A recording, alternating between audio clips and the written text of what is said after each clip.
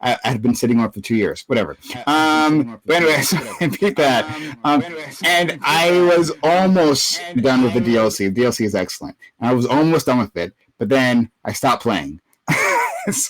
So once I finished with that, okay, then I still probably have a bunch of other things on my list. But no, actually, I'll probably do Last of Us as soon as I finish Cyberpunk DLC, which I have like 2 or 3 missions left. Right, I'm trying to like do everything like in one go. I have like 2 or 3 like of the story missions left, and I just haven't done it. But like I will, and then I can try Last of Us again. And then you can start watching the show. You can. And I can start after that, and I can start watching the show. Hear me okay? Yeah.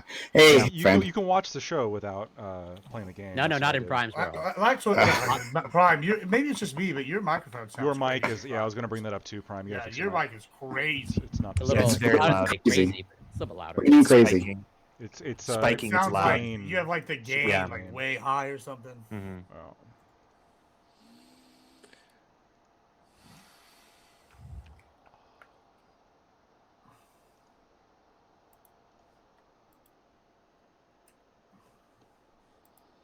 Is the brightness on my camera look really weird? Not to me. No, it's fine. Just a little Okay. dark. That's all. Oh, really? Just a little bit. Yeah, it's It not looks super weirdly bright. light on my side. Test. My same thing. You're Well, quieter it's now. different, but now it's worse. I think to my Now ear. it's Okay, now it's good. Now it's good.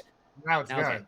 That's good. all right. There you go. I literally touched no settings. I just like unplugged it and replugged. I've touched All right, now it's nothing. good. Yeah, sometimes That is a it's setting. The plug-in. Yeah. Yeah. Okay. Well, thank you for letting me know. Though I wouldn't have known otherwise. I appreciate you. Okay. Yeah. But no. Lactoid. Just you don't seem to fully understand me. Okay. All right. I don't like spoilers. I don't like spoilers, and so I'm not gonna watch the. Aren't you spoiling the show by playing the game? No, I'm spoiling the game by watching the show. But you're also spoiling the show by playing the game.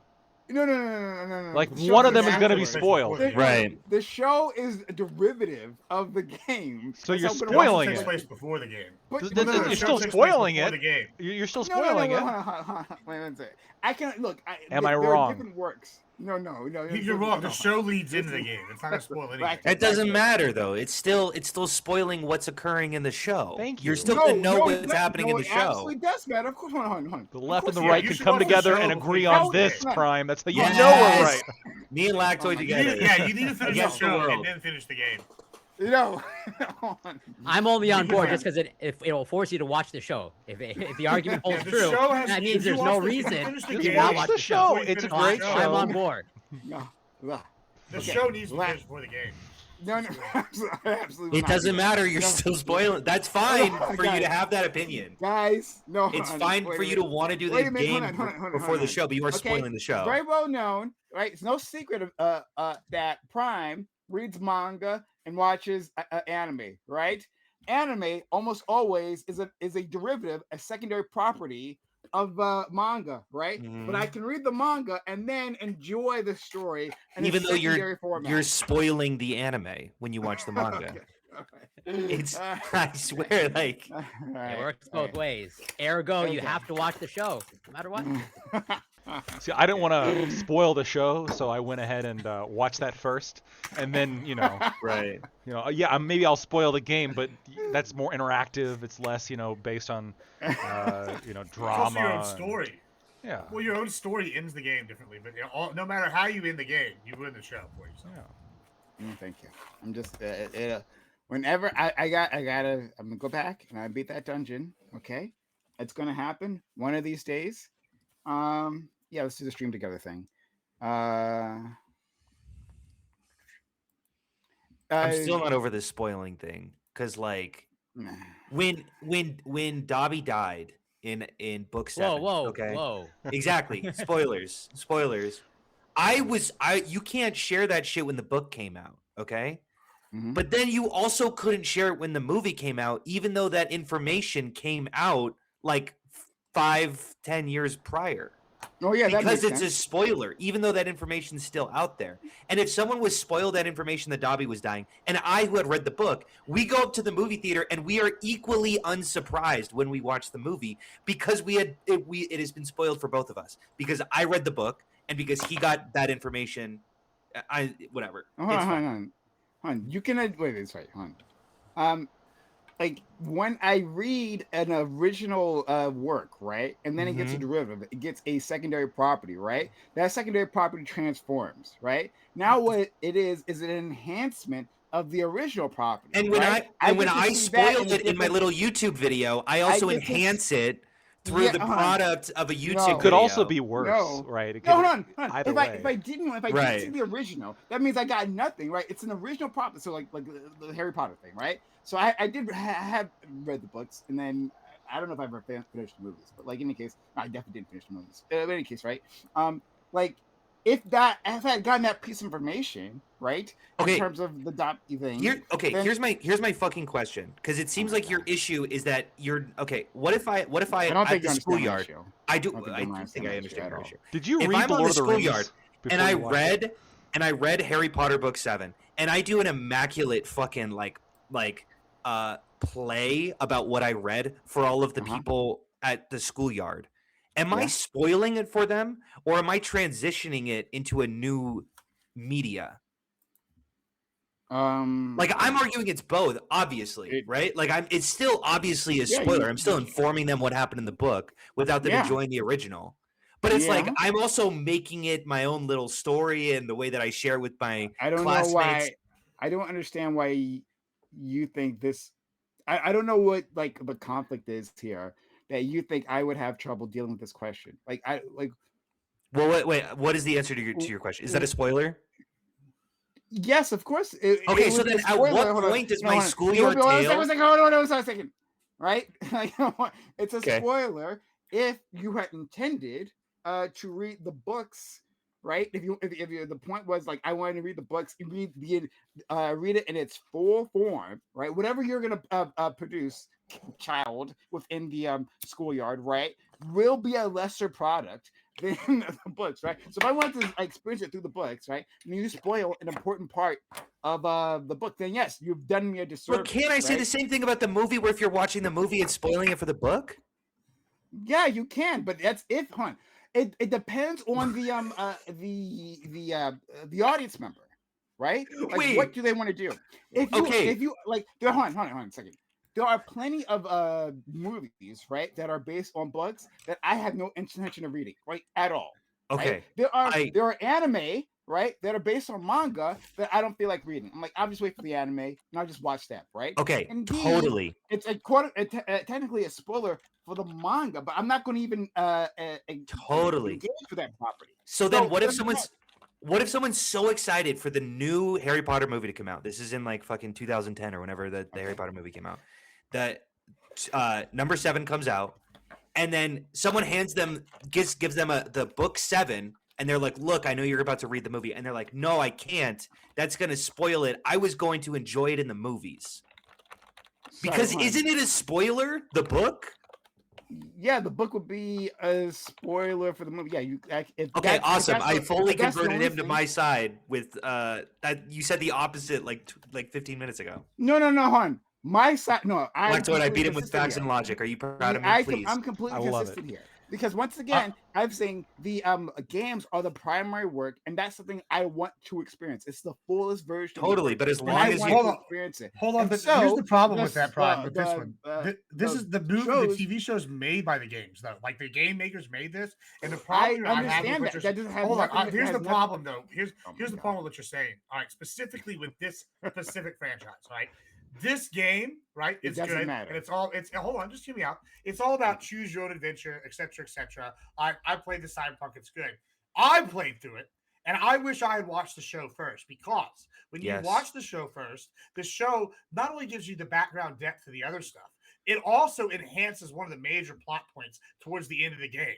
And whenever you end the game, you're like, oh shit, if I had not watched the movie or the TV show, all of this doesn't even matter to me. I don't give a shit about the guy that you kill, one of the big guys you fight at the end. I'm like, he's just a big bad, whatever. But after you watch the show, whatever. Now, since I did it backwards, like what you're prescribing, it took away from the show, and I wish I hadn't watched the show at all.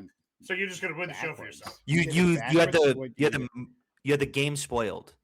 The game basically at the end, like I didn't experience the show, even though the game came out first. Yeah, because the game came out first. I played the game first and played it all the way through, and then watched the show. And the show is ruined. There's no point. There's no emotional impact to the show because I know the big twist at the end. Like I know how it plays out after that. But if you watch the show first, the twist at the end, that's a big deal. But then you're gonna play the game first, and that twist's not gonna matter. You're like, the show was missed. But if you watch the show first, you're like, wow, this is really good. Okay, we're all against Prime here, right? Corey, get on our side. It's like saying I'm only on your side. Watch Return of the Jedi. We're trying to get him to watch the show, yeah. That's what Prime which is laudable. Prime is saying that's watch a noble Return of goal. the Jedi first. As usual, Do you Prime watch the stands prequels against the before you Horde, watch? right? Wait, do you watch the prequels? Wait, what show are you talking about? Watch the original trilogy. The Last of Us. Like, I thought the show was pretty good. I do like the First there's season I better. forgot what the order, but you go you're talking prequels and sequels Star Wars, right? Yeah, I was just. Have you heard? You go 4, 5, 1, 2, 3, 6. I've done that. It's like there's a lot of ways to watch it, but I think that the way I if I'm watching it for the first time with like friends, I make them watch the original trilogy first. And then I do understand that, but I also need you guys to understand how fucking great it is for someone to have watched Rogue One first, and then that is their intro into Episode 4. It's so cool. Oh yeah, Rogue One can go before. There we go. Rogue One can go before. That sounds pretty cool. Yeah, Doobie. So we were talking about The Last of Us, and I don't want to bring this up with you because you made fun of me on this before. But like I'm saying, I'm not going to watch the show until I finish the game. You know why I haven't finished the game? Show. But eventually I will. I'm going to beat the game at some point in time, and then I'll watch the show. Yeah. By the way, Rogue One first is the right take. Wanted to say that. Yeah, he was right about that. Rogue One is fantastic. As it definitely makes 4 more impactful. Well, no, actually, even better. No, you should watch Andor. Fucking Rogue hate. One. Yeah, that's what I was Oh, I going to agree with that too. Well, Andor, sure. If you've got if someone's new to Star 16 Wars and they're like, hours. I have that's what I do with 4 my days wife. to do this. I watch Andor all the way through, then watch Rogue One, and she loved it. Yeah, Andor's great. 100%. So the best media on television. But you have to be realistic about your viewing experience. If you're introducing someone to Star Wars, you can't really, it's a lot to ask for. Yeah, I mean, if we really wanted to say the right way, it's all the Clone Wars, then Rebels. There we go. There's a lot of movies, a lot of shit to catch up with. It's a lot. I mean, that's kind of how I feel about like the Marvel stuff. No, you could just like, skip I haven't all of seen- it. No, my wife It's hasn't seen all- like any of the, like any Marvel. Like she's seen like a movie here and there, but she really had like no idea of the timeline.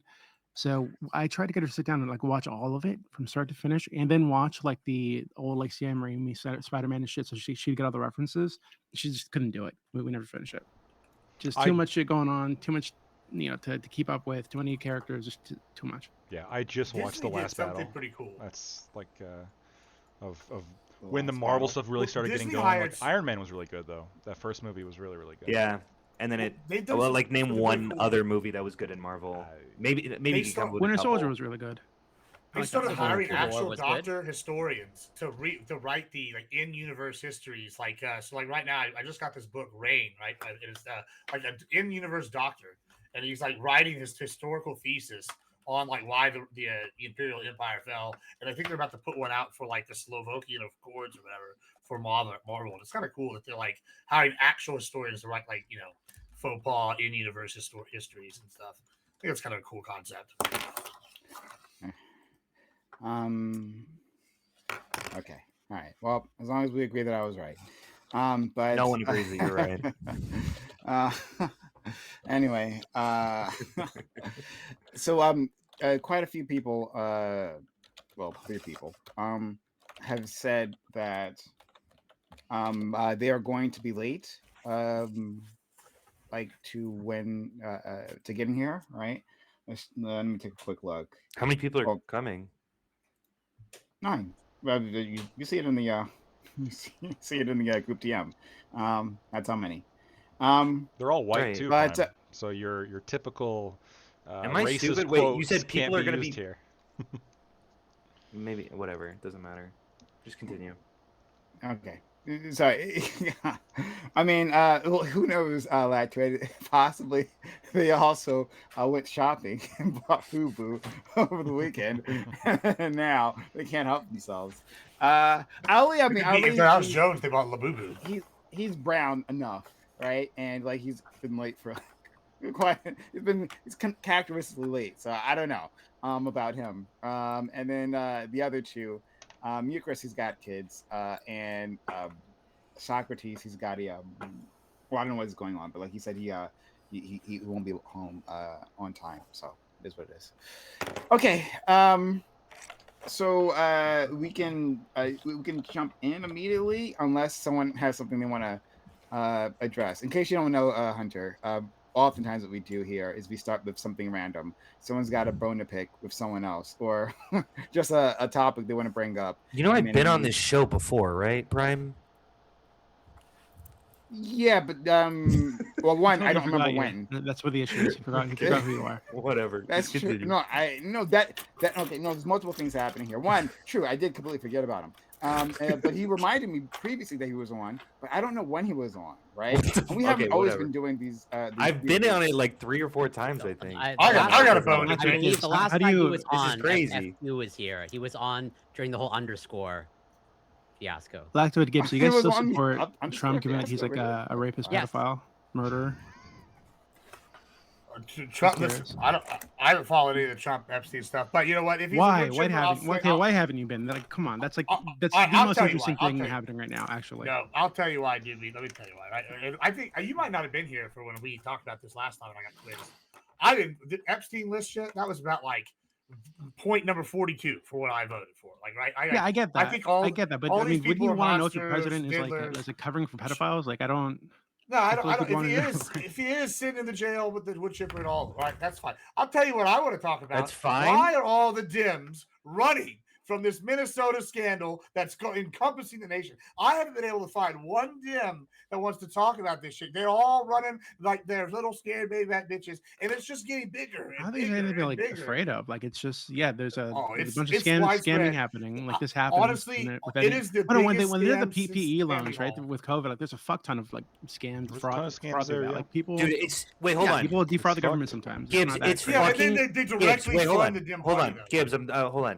It's fucking crazy that in your media landscape, you genuinely think that this Tim Walz shit is as big as the Epstein list. Like, that goes to show how much your media environment is trying to cover for what the fuck your president has done. Where you're like, oh, Tim Walz has done something in Minnesota, guys. Please, I promise. Hold on. Hold on. To be fair to Gibbs, it's not just about the Republicans. It's not. To be fair, he said it's not. It's his media's full of the Republicans, but I think that it's not just about the Republicans, right? It's like. It's about the entire political class, I think, right? The entire elite, quote unquote, class. I think are we talking about? The Epstein list, right? So like it's obviously the biggest it's way more indicting to fucking Donald Trump than anyone else. No, I don't think so. Currently, yes, but Biden also sat on this. Right. Wait, no. Wait, what the fuck? Ghislaine Maxwell was the judge ordered that all this court documents had to be sealed. The fuck are you talking about? No, well, hold on. Until 2020. Hold on. When Trump was president. If the Republicans and Democrats right now, or until 2024, could push to have it have them unsealed and push to release this. Why couldn't the Democrats? Why couldn't Biden? No. It got unsealed naturally after Ghislaine got sentenced. Okay, but correct me if I'm wrong, but Congress and the president have the ability to force the unsealing of documents, don't they? If it's wait, hold on. The judge ordered it sealed, and Democrats were looking at it and going, okay, well, it's going to become unsealed in a few years anyway. Why would we push? I don't think that's such a fucking big scandal. Wouldn't you push? Wait, hold on. Why wouldn't you push? Given that, hold on. If what's in there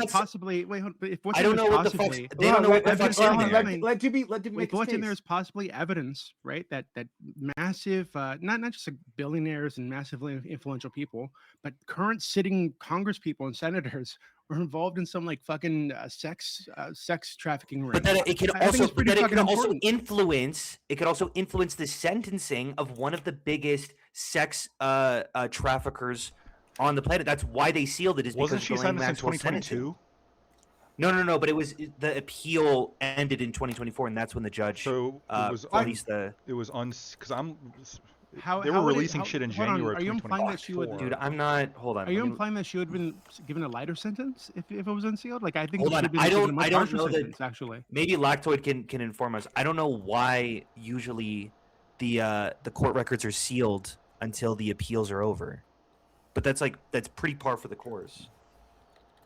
So Lacto, can you I say well, I that? would Just quickly, What? Hunter. I think you're also a bit gainy.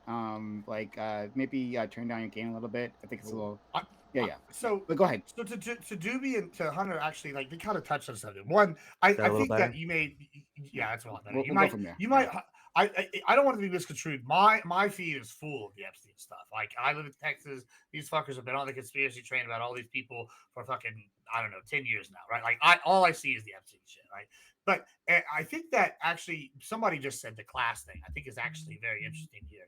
And to me, when I look at this fraud thing, right, I see that affecting the day-to-day class quite a bit more. I see that as a much bigger on the day-to-day issue. That's like a real time having effect. If we get rid of like, I don't know, let's say all of them are guilty. We get rid of every single one of them. All that's about to happen is they're about to put the same people back in charge, and it's going to be just more pedos. I'm maybe I'm like dead to it on the inside, or I just think all these guys are just evil at the top now. But it's like I don't know. I feel like the class is going to be affected a lot more by the billions and billions of tax dollars being funneled to the Dems and being defrauded than if we like take out 40 politicians. Like, Well, hold on, but those 40 politicians are the ones who put those programs in place that get defrauded, right? And then refuse to turn the other way, right? If their political interests are the ones defrauding them. So I feel like these are all kind of connected. And I agree, like to the people in Minnesota, this like hundreds of millions of dollars in fraud is definitely going to be a bigger issue, right? But to the country, I think if you have a political class or an elite class, right, of billionaires and hundred millionaires that are like just fucking embedded in this fucking sex trafficking thing, and there's all this shit happening in the background to cover it up and to make sure that the names of the co-conspirators don't get out, to make sure that it's what he did is downplayed and what Ghislaine Maxwell did is downplayed.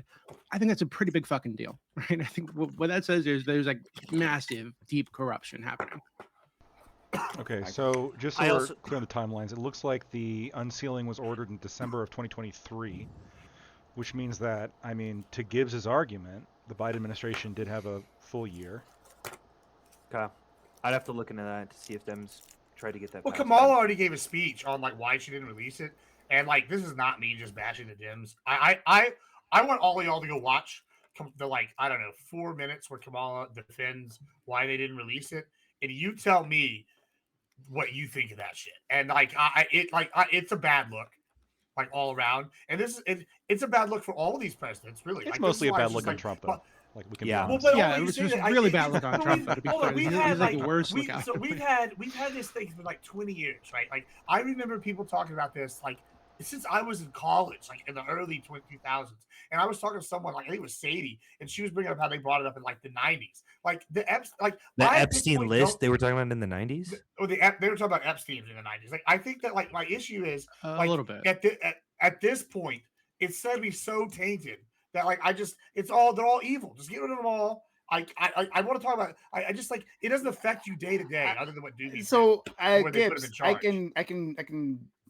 I can sympathize with you there, right? That they're all evil, right? So that's why I'm certainly not going to defend the Democrats. I think the Democrats, I think there's a lot of blame to go around, right? So I agree with you on the basic point. I just think it's kind of convenient, right, that on this issue that like really implicates Trump, right? You're like, oh well, just throw them all out, right? There's a general sense of blame to happen, right? There's no point focusing on one or the other, but that's true. But we could also focus on Trump. Right? You can talk individually about the actors involved, right? So fuck Biden, fuck Kamala Harris, right? Fuck Bill Clinton for being like literally in them and on the island, right? Fuck them all, right? But also we can say fuck Trump, right? You can say fuck Trump, right? I mean, sure, if there's like definitive evidence that So he you can say it, right?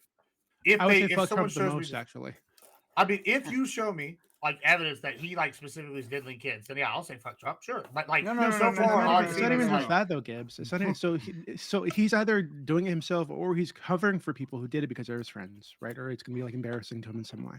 Like, so maybe we're like, you forgot, but when this really started like getting like coverage, right?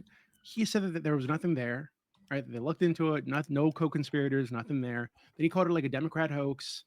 He said that there's and there were no might be shit files. in there. They didn't exist. Yeah, there were no files actually. There might be something even in though there, they're but finding remember, millions by the day. Obama's in there. Obama's in there way more than I am, right? But like, come on, like it's just bullshit. Like, obviously. I mean, but these are So, all powerful people hold that on. hang Now out they together. actually I don't they're know, forced like, to release some of it. Forced to release some of it, and he's fucking everywhere, right? So like, I don't know. yeah, but you say that, right? And once again, what have I said? I've said he was a Democrat from New York the whole time. He's like a populist Democrat from New York. So, like, once again, like, if the argument is, oh, Gibbs, you're not defending him because he's Republican, I barely think Trump is Republican at all. That's why he's mad. I'm not a diehard Trumper. I just haven't. No, it's not because Republican, because you just love Trump, right? Because I don't just love Trump. So I'm not deep in the MAGA. I'm not even a MAGA guy. I'll give the opportunity once again, right? Like now. Right? Okay, and show me evidence. No, not diddly kids. Not diddly kids. Why that matters? But I don't know. Hold on. But is there? I just said, fuck Kamala Harris, right? Is there any indication that Kamala Harris diddled kids? Right? Did that come into my calculation at all? No, I have no idea. Great, right? Yeah. So Harris wasn't involved in it. Like, fuck. Also, Hillary Clinton. Fuck the entire Democratic establishment. And we don't have evidence that he was diddling kids, but we do. Stop. Yep. Sorry. Like, fuck the entire Democratic establishment. I'm willing to say that because a lot of them, right? Yes, they didn't push to release the files when they had the chance to, right? Well, so they deserve blame. I'm not talking about individuals who actually abuse kids, right? I'm talking about an establishment who protected a predator. That's what I'm talking about. And that includes Trump. And so now I'll give you the opportunity. Once again, will you condemn Trump right now for protecting a predator? Yeah, snitches get stitches. Multiple I mean, like, predators. listen, I could call. Yeah, I know. So yeah, because you're right now. I'm not gonna rat. Listen, nobody likes a rat. I'm just saying. Do you like a rat? You would say, hey, protect predators. Yeah, I love rats. Right? You should protect predators. That's Gibbs. I want to make sure, right? We've established that Gibbs is category reporting. No, my argument is this: one, you haven't proven. One, I haven't seen that he diddled kids. Nobody showed me that. You want to see it? Again, no one's asking. I don't want to see it. Is that what you just? I just want to see. Is that what you want to see? Like, you give me an FBI report saying he diddled kids, I'll be like, all right, cool, let's fucking throw him in there. Like, if they can read something and they can describe the evidence. What evidence did you see of anyone else diddling kids? Hold on. I guess you missed the first part because I haven't even said anything about anybody diddling kids. I've said, listen, I don't care about this issue. Like, it's not high on my voting list. But when you're gonna sit here and go, oh, well, he's friends with so and so, he's a scumbag. I mean, like, I literally grew up with like 15 guys under the cartel. Now. Yeah, I'm friends with Gibbs. Yeah, I mean, exactly. If you gotta be friends, I'm friends with scumbags, I'm not gonna just bash someone because they're also a scumbag. So you I will bash them if they're fucking guys, hold on. Epstein. If you were friends with Epstein, you would say, hey, I'm going to protect this individual. Snitches get stitches, right? And so I have an indication, I have thoughts in my head that I'm just not going to associate with it no more.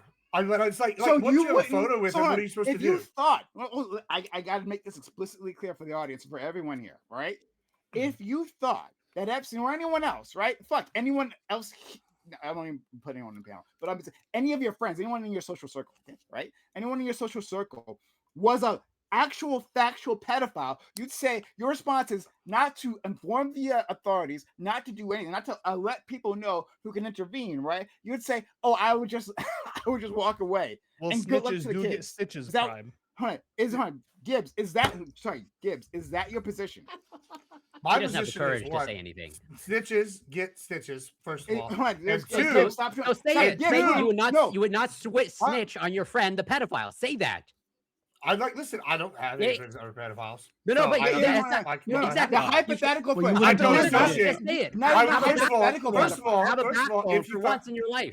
Hold on, y'all. I've got back, but here's the thing. I think this is what's crazy is y'all sitting there. This is what's crazy. He is taking a pretty crazy. wild position. I don't know if you can accuse him of not having a I'm not backbone. taking a position. He's kind of taking a position right now. My position is it's none of my goddamn business. If he's not diddling my kid, you're right. and I don't know he's diddling If a friend none of my business. Lactoid, how you doing, buddy? How are you? Maybe more y'all should be doing none of my business. That's just Gives how much people are on about like trans people grooming kids and shit. Like you do care. I don't about talk that, about right? that. You do care. Hold on. You have talked about that. Well, what I've talked about specifically when it comes to trans issue is sports mainly. I don't give a shit what they do. Why the fuck do you care? Gibbs is afraid You're not of playing those Muslims. sports. You got to remember that. Your kids aren't playing those Yeah, sports. Muslims. No, we got to talk about that. Oh god. But no, I mean, no. You're sitting here trying to. There were no Muslims on Epstein's list. Just saying.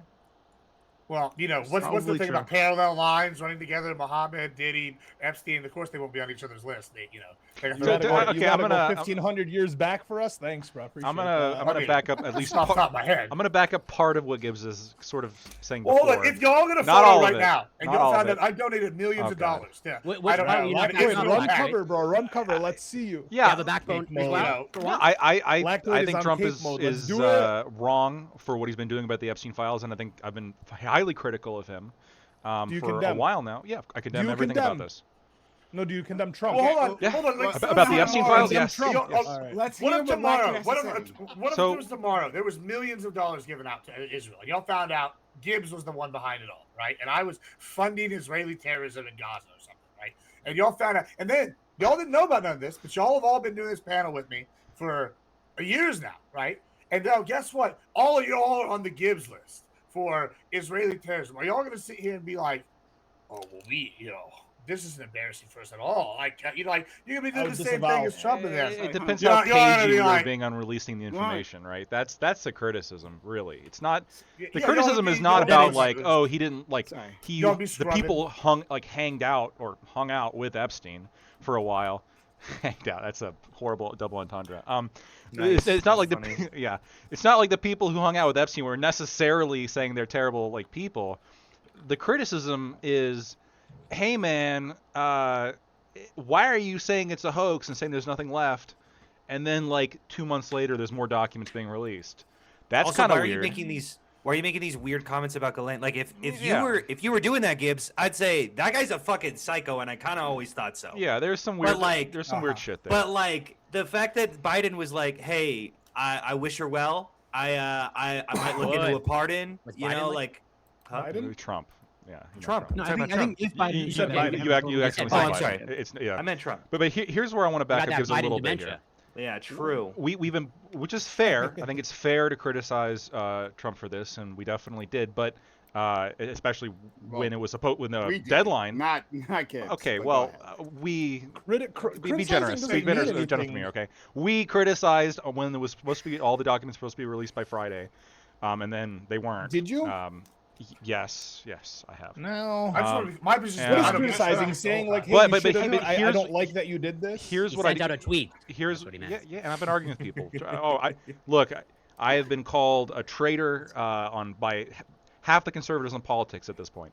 Anyway, I believe you, Lactoid. I believe you. I know, but I do think that this Somali fraud shit that's going on in Minnesota is a big story. And I have noticed that it reminds me of that scene from Mad Men, right? Where it's like, if you don't like what's being talked about, change the conversation. Is this what's going to happen whenever shit happens? Record-breaking fraud is happening in Minnesota. The fraud is spreading. Well, do we really have the time to talk about that when there's Epstein going on? I think you're going the opposite direction. It reminds I think that is the story they're trying to focus on to avoid the Epstein shit, because the Epstein shit's really but we've been talking about the Epstein shit for half a year now. Hold on. And nothing changes. More than half a year. And I will. The fraud thing I find out in multiple states now. It's not just Minnesota anymore. Now it's Washington and Ohio and Texas. Hold on. I have no problem talking about fraud whatsoever, right? No matter who's committing the fraud. Real quick. That's never an issue for me, right? Though I can see how people, do a bit what about it? You told me the fraud didn't exist 3 weeks ago, Brian. Sorry, when I asked you to do a fraud panel 3 weeks ago, you told me it didn't exist. We're gonna put a pin in that. I'm gonna go back to whatever it is you're talking about. Okay, no problem. I'll do that. But before we do that, okay, the thing I got to address is Donald Trump and the thing that you've been trying to avoid. So Donald Trump, and this is also one lactoid, right?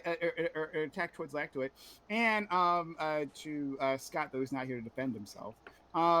Hey, like I remember on this panel, I brought up Trump's relationship with Epstein.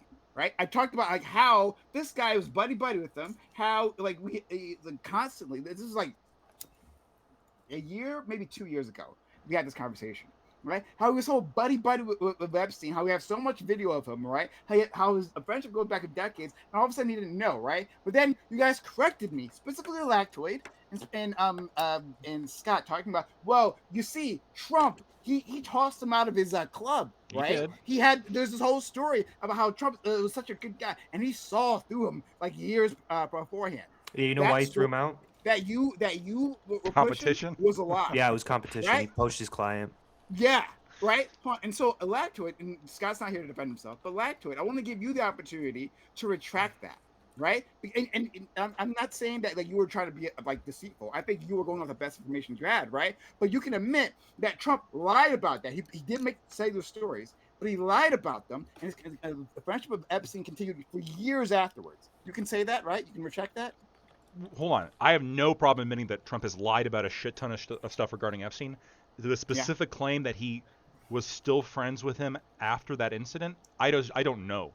I could just be like I haven't fully gone through all this stuff. You know why you don't know? Performative ignorance, bro. No, this is performative ignorance. No, it's not. No, I don't think he's lying. So, here's go ahead, dude. I don't think he's lying, but I don't know. Wait, no. Is that even correct? Was he friends with Epstein after that incident? Because as far as I was aware, there was a pretty big fallout. And, yeah, that's what I understood too. He was still cordial with him and like still like basically stood by him. But like they didn't hang out really at all. Thank you. Yeah, that was my understanding too. So I don't like. Let DB tell the story. Go ahead. Like, am I wrong? Hold on 1 second. I said let DB tell the story. So just really quickly. So Lactoid, I think you just demonstrated something. So I think the reason you don't know is probably because you've been distracted by the Minnesota shit. No, it's the same reason Staxium doesn't know. Well, listen. Hold on. Well, maybe he's been distracted too. Like, I don't know what the fuck's I've been distracted by the Minnesota thing. Listen for a second. So I think there's like the Minnesota thing is easy, right? If there's fraud, prosecute. Okay, move on. Like, there's nothing really there, I think. However, the Epstein stuff, right? I think you said we were talking about this for like a year. It's true, talking about this for a year, but now the files are actually starting to come out, and we're seeing that the government story is falling apart every day. Every time they release something, it contradicts some shit they said in the past. And with Trump specifically, my understanding is that there are like multiple emails that talk about him hanging out with Epstein, going to parties with Epstein, at Epstein's fucking house for Thanksgiving. So like, they were after the falling out. Still friends. After years after. Wow. And total bullshit. To be clear, there are Trump has told multiple stories about how his friendship ended with Epstein, right? And so, like the one that Lactoid and Scott were defending, this was again. I'm not trying to call you a liar, like Lactoid. That's not the goal here, right? But like the thing that you were defending at the time was this: you were putting forth this story where it was at his club, right? And Epstein was being weird with one of the younger. I was told, the club members, their daughter, right? And then he tossed them out. That was a fabrication. Correct. There was something to that story. It wasn't like out of nowhere. My understanding. This is my understanding of it. That it wasn't out of nowhere, but this relationship continued on after that, right? And to the best of my knowledge, I understand what you guys are saying. Don't tell me to hold on. 1 second, please. To my understanding, right? That this relationship actually started. Well, there was two things that were a problem. One, he was poaching girls from his property, from Mar-a-Lago, right? Massage girls, right? And two, there was a real estate deal that fell apart. They were like competing over a real estate deal, and then that like blew the relationship. But this was years afterwards. That other story was a lie. No, but it happened around the same time frame. So that what I'm saying is they did have a falling out around 2004, and it seems like they didn't really hang out. But that was largely because of a competitive nature, and he did lie about that. Like, you guys, I don't understand where we're getting our wires crossed. Because can anyone wait? Hold on, no. I want to say this. Can anyone show me Jeffrey Epstein and Donald Trump hanging out post 2004. I'm not defending the guy. I think he's a pedophile, but like, I do think just to the point, I do think that there was a genuine falling out and they didn't hang out afterward. I didn't. Sorry, go ahead. And if so, after 2004, I want to know what year. Yes. Here's my thing. You know what? Let me answer Brian's question right here. It says, are Republicans ignoring Epstein? It's not what Doobie said. This Republican is. I don't give a shit. Wasn't an issue I voted on. Fucking, that's always been my stand. I'm not. I don't give a shit. I don't give a shit. I never gave a shit. I haven't given a shit. When I voted, it was like, listen, I got to be honest. That's most of MAGA, to be fair. No, for real. On the list of the issues that I voted on, it was maybe like 42 out of 50. If I had a 50 thing list, it was 50 out of 50. But maybe once you're aware that your president is a pedophile, don't care. Listen, that would enter your list. Well, Gibbs wait to see the footage until he makes his judgment. At this point, they're all pedos. I'm not surprised anymore. You can tell me they're all frog people. It probably wouldn't surprise me anymore either. Like at this point, nothing surprises me. But you know what is surprising? That the way the Dems are sitting here trying to shift the thing to talk about this, anything but fraud. And Doobie, I gotta say, I think the Epstein thing is the distraction. We've had this Epstein thing we're talking on going on from the Somali fraud, and we're literally not. It's not just Somalian fraud now. Now we're finding out over what was it, 50 of these daycares have given the money back to the Democratic Party through ActBlue. This is fucking money laundering to the Democratic Party on an unprecedented level. Then we were told, illegal. Brother, Trump has a Bitcoin. Hold on. We were given I don't give a shit about the Bitcoin. How many people are affected by that? Not that. Sorry, what? Wait, hold on. Gibbs, you can't move away from that. You can't talk about Trump coin and the fact that the Trump administration has defrauded the current government. Once again, we're doing a whataboutism. I'm talking about the president of the United States. I'm talking about the president of the United States, and you brought it up. This is the thing. I keep bringing this up, and every time you fucking brought it up. The government brought it up 2 weeks ago. Literally 2-3 weeks ago, Prime told me there was no fraud, and on here, I think it was on here, said that it was a racist ploy against Somalis. And now we're finding out not only did illegal immigrants get health care, but they've also gotten driver's license. Nevada just filed a report saying they had 49,000 people in the voting records from that were illegal, potentially. Here we're sitting here going through all this. We're seeing this widespread fraud embraced by the Dems at every level. And then we bring it up, and hold on, every time I try to bring it up and talk about it at all on any of these panels, we do exactly what you're doing, Stats, to go. But what about Trump coin? Wait, hold on. Hold on. I want the credit. I want the credit. For real. Hold on. Gibbs, here's all I'm saying. I am not attacking. I didn't try to pin away the conversation. You said, I care about fraud and I don't give a fuck about Trump's crypto. That to me is the issue. That to me is the issue. Do you not care about the fucking pardon of CZ? Do you not care about the fact that when he met with the Indonesian president, he said, meet with Eric Trump. We're gonna talk about business reasons. Do you not care about the fucking dinner that the crowd spent nearly $150 million trying to curry favor with the current president of the United States to pay? Or the executive club to go. Wait, hold on. People are basically paying the current president of the United States to gain favor with him. Do you not see that as a form of fraud? No, he's doing it directly. He's telling you what he's doing. What is fraud then? I don't even understand. If someone pays fraud is taking taxpayer dollars and spending it on a daycare where there's no kids. Oh, okay, gotcha. That's fraud. That is what fraud. That is fraud. And to Doobie's point, no, but that's the definition of fraud. There are no other ways that fraud can occur other than through the daycare. Listen, I'm not going to sit here and argue definition. Okay, hold on. Meme coin. I don't know about the daycare. Hold on. Maybe that is too. Meme coin. Business guy. Democrats are fraudsters. Meme coins are like kind of this pseudo. Like it's not true fraud. It's scummy. Why don't when your president is doing it? I bought Trump. But when your president is doing when we're talking. Yeah, this isn't a streamer. This is a president. It doesn't matter who is doing something. The question is it fraud? Yes, it does. 100%. Not in the terms of definitions of fraud. If it's not really fraud, then it's not fraud whether the president does it or whether you do it. You're going to sit and compare the president's actions or the president's fraud to like that of like a streamer or like your average influencer. There's a difference. First of all, I'm about to compare it to the governor of a U.S. state. First of all, who is like kind of high up there. Second of all, if you're looking at different actions, you're obviously going to be treating them differently. I also don't equate this, like Trump's meme coin, to like, I don't know, fucking genocide. Like, but that person's not the president of the United States. Yeah, I know, but it's a different action. So I'm talking about it differently. A he's meme also coin, complicit in I would genocide, say a so there's meme that coin part is too. not true fraud, because it's like it's putting out an incredibly speculative investment. Like I put it in the same categories as like I think it's on the blockchain like NFTs, etc. I mean, I think it's bullshit. I think it's kind of like scummy. But it's not but it's not true fraud in the same way. What I think Gibbs is pointing out, which is there apparently has been a lot of fraud going on. In Minnesota, and there has been evidence of it going in other states. And to Doobie's point of, well, it's just fraud. You know, you catch it and you punish the people involved. Sure, but you can still criticize a politician for failure of oversight when when they don't take proactive measures or enact policies to prevent something like this from happening. This is like a big deal. And it was their VP candidate. Well, hold on. If he became the VP, he's one heartbeat away from becoming the president. And this guy presided over this and bragged about it. VP in candidate, the presidential debate. Is anyone defending Walls here, or like who are you guys even yapping to? Yeah, that's the thing, right? So yeah, if there are people who did this, convict them. I don't think anybody will be opposed to that. Yeah, if like Walls genuinely the up, reason. Yeah, he fucked up. So we should send all these to be tortured in the sea. Hold on, real quick. I'm going to repeat what I said, which is you're right. If it's fraud, you can convict them. But again, this represents a political failure, not only of Tim Walz, but remember he had just been vetted to be the vice presidential candidate by the DNC. What?